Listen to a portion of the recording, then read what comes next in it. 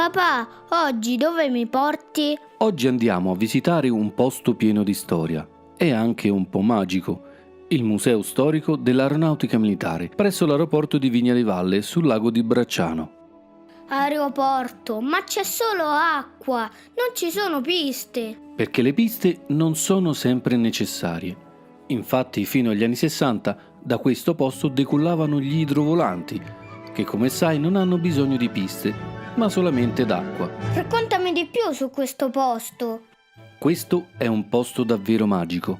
È un cimelio da museo l'aeroporto stesso, perché è una delle strutture di aviazione più antiche d'Italia e venne inaugurato nel 1908 con il volo del primo dirigibile, l'N1, del servizio aeronautico del Regio Esercito. Accidenti, quante cose! Allora andiamo a vedere il primo hangar. Il primo hangar si chiama Troster ed è un'aviorimessa antica, risale alla Prima Guerra Mondiale. Insomma, un pezzo da museo che contiene un museo. Eh sì, e al suo interno possiamo vedere gli strani apparecchi degli inizi dell'aviazione, come la copia del flyer dei fratelli Wright, il primo aeroplano al mondo, e su cui volò il primo pilota militare italiano Mario Calderara.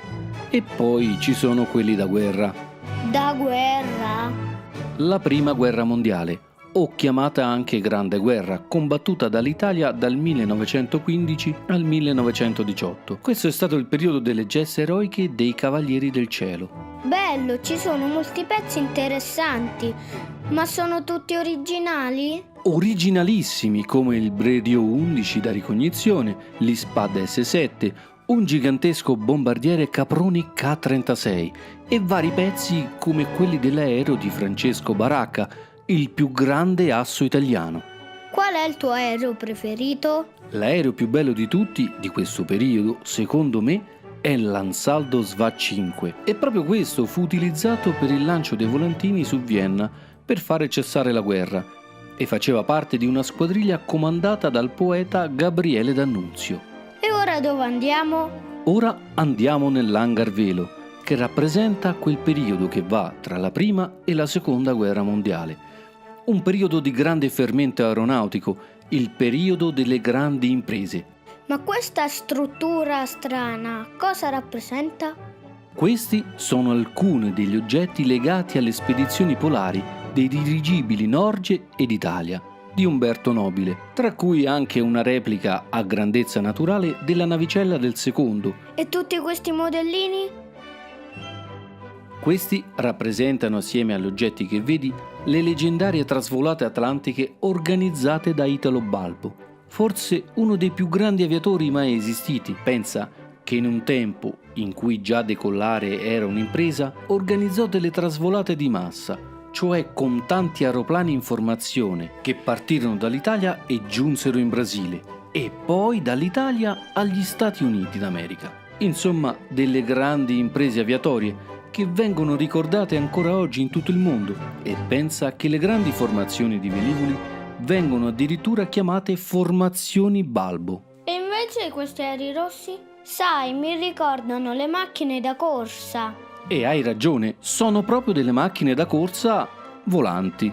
Questi infatti sono gli idrocorsa, dei gioielli della tecnica e del genio italiano, i quali negli anni 30 presero parte ad una competizione aviatoria mondiale chiamata Coppa Schneider, con gare di velocità tra idrovolanti. E questo con doppia elica? Questo è il re degli idrocorsa, il Macchi Castoldi MC-72. Devi sapere che con questo aereo il maresciallo Agello stabilì un record di velocità per idrovolanti con motori a pistoni che è ancora imbattuto. Ancora imbattuto? Sì, ben 709 km orari.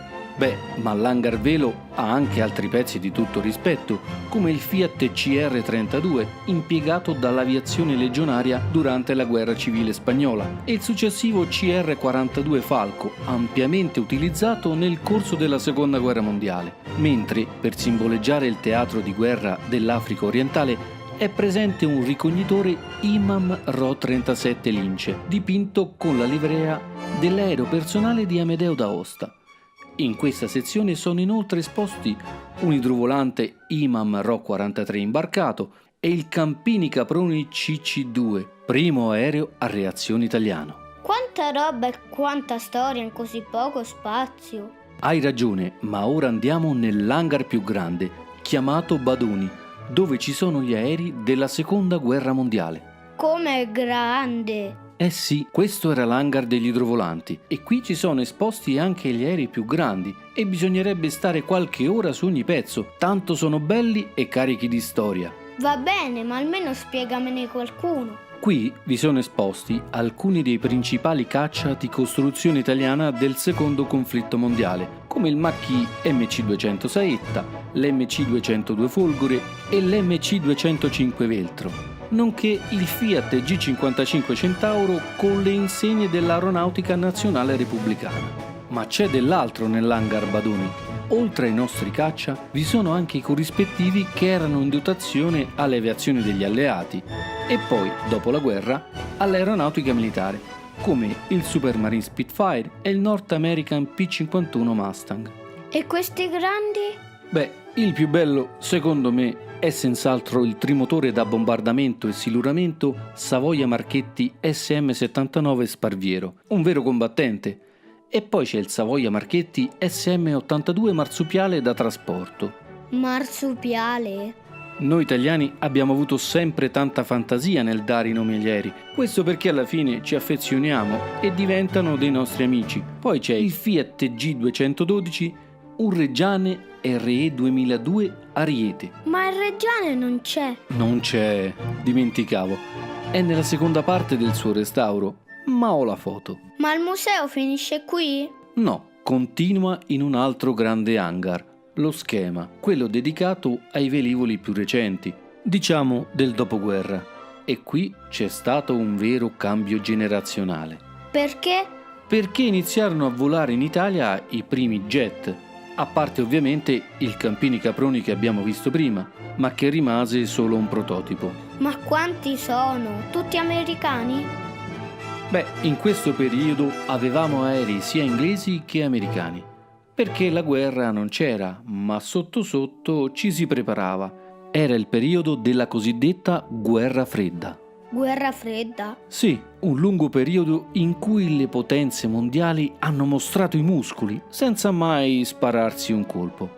E direi per fortuna. Comunque ci sono i caccia North American F-86 Sabre, il Lockheed F-104 Starfighter e il Panavia Tornado F-3 ADV e i cacciabombardieri Republic F-84G Thunderjet, F-84F Thunderstreak ed RF-84F Thunderflash e l'aereo acrobatico Fiat G91 Pan utilizzato dalle frecce tricolori e l'MB339 sempre delle frecce tricolori. Basta, sono tantissimi! Lo so, e ognuno di loro ha una storia da raccontare. Per questo ti ho detto che questo posto è magico, perché qui ci sono conservati aerei che non troverai da nessun'altra parte. Aerei magici, aerei che hanno una storia. Oggi abbiamo visto un gioiello dell'Italia e del mondo intero. Eh sì, un gioiello dell'aviazione e un gioiello della storia.